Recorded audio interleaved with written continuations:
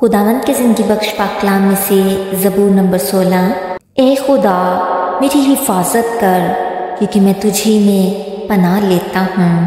میں نے خداوند سے کہا ہے تو ہی رب ہے، تیرے سوا میری بھلائی نہیں۔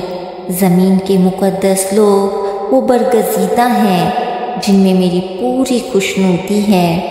غیر معبودوں کے پیچھے دوڑنے والوں کا غم بڑھ جائے گا۔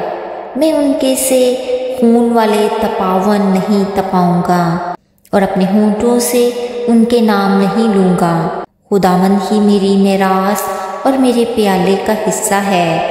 تو میرے بکھرے کا محافظ ہے۔ جریب میرے دل پسند جگہوں میں پڑی، بلکہ میری میراث خوب ہے۔ میں خداوند کی حمد کروں گا جس نے مجھے نصیحت دی ہے، بلکہ میرا دل رات کو میری تربیت کرتا ہے۔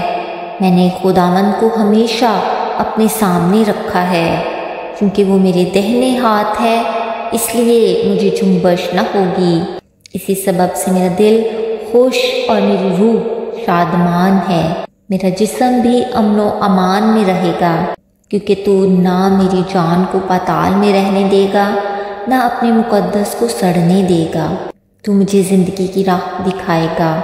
تیرے حضور میں کامل شادمانی ہے، تیرے دہنے ہاتھ میں دائمی خوشی ہے۔ آمین۔